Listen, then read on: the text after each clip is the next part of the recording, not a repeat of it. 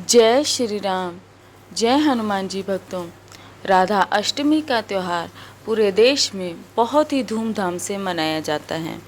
कहते हैं अगर श्री कृष्ण जी को मनाना है तो राधा जी को मनाना ही होगा, क्योंकि राधा जी के बिना श्री कृष्ण अधूरे हैं।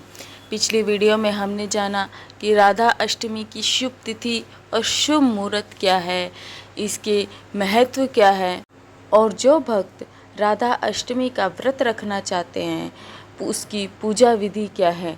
तो आज की वीडियो में हम बात करेंगे राधा अष्टमी की व्रत कथा के बारे में, क्योंकि राधा अष्टमी के व्रत के दिन राधा अष्टमी की व्रत कथा का श्रवण करना अत्यंत आवश्यक है। राधा अष्टमी की व्रत कथा के बिना यह व्रत अधूरा है।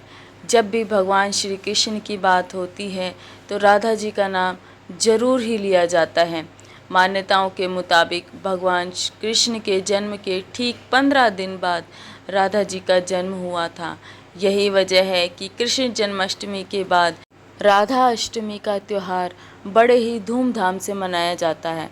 वैसे तो इस त्यौहार को पूरे देश में मनाया जाता है, लेकिन वृंदावन, मथुरा और बरसाना में इसका खास महत्व होता है। इस दिन व्रत रखकर राधा रानी की पूजा की जाती है और साथ ही सुखी जीवन की कामना भी की जाती है। राधा अष्टमी का व्रत अत्यंत पुण्य फल देने वाला और सभी मनोकामनाओं को पूर्ण करने वाला है। राधा अष्टमी का व्रत करने से राधा जी की कृपा तो प्राप्त होती ही है, इसके साथ साथ श्री कृष्ण जी की कृपा भी हमें प्राप्त होती है। जो भी भक्त इस व्रत को करते हैं उसके घर में लक्ष्मी जी का वास होता है, सुख समृद्धि आती है और सभी मनोकामनाएं पूर्ण होती हैं। पति पत्नी में आपस में हमेशा प्रेम बना रहता है। तो आइए राधा अष्टमी की व्रत कथा का श्रवण करते हैं। पौराणिक मान्यताओं के अनुसार एक बार जब माता राधा स्वर्गलोक से कहीं बाहर गई हुई थी, तभी भगवान श्री कृष्ण विरजा नाम की सखी के साथ विहार कर रहे थे। जब राधा जी ने यह सब देखा तो नाराज हो गई और विरजा का अपमान कर दिया। इससे यह विरजा नाम की सखी बहुत ही दुखी हो गई और नदी बहकर धरती लोक पर बहने लगी। राधा जी के व्यवहार पर श्री कृष्ण के मित्र सुदामा जी को भी गुस्सा आ गया और वह राधा जी से नाराज हो गए। सुदामा जी के इस तरह के व्यवहार को देखकर राधा जी सुदामा जी से भी नाराज हो गई और सुदामा को दानव रूप में जन्म लेने का श्राप दे दिया। इसके बाद सुदामा ने भी राधा को मनुष्य योनि में जन्म लेने का श्राप दिया। राधा रानी के द्वारा दिए गए श्राप के कारण ही सुदामा जी का जन्म शंखचूड़ दानव के रूप में हुआ था, लेकिन दानव कुल में जन्म लेने के बाद भी वह भगवान श्री कृष्ण जी का अनन्य भक्त बना।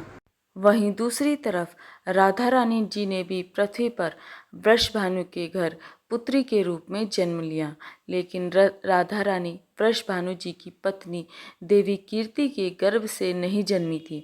दरअसल जिस समय सुदामा और राधा रानी ने एक दूसरे को शाप दिया था, तब भगवान श्री कृष्ण ने राधा रानी से कहा था कि आपको पृथ्वी पर देवी कीर्ति और वृषभानु जी की पुत्री के रूप में रहना है। इसके आगे भगवान श्री कृष्ण ने राधा रानी से कहा कि जब आप विवाह योग्य हो जाएंगी तो आपका विवाह मनुष्य के अवतार में रायण नामक एक वैश्य के साथ होगा। हालांकि वह भी मेरे अंश अवतारों में से एक ही होगा। आप धरती पर भी मेरी ही प्रियतम बनकर रहेंगी, परंतु हम दोनों को वहाँ पर बिछुड़ने का दुख भी भोगना पड़ेगा।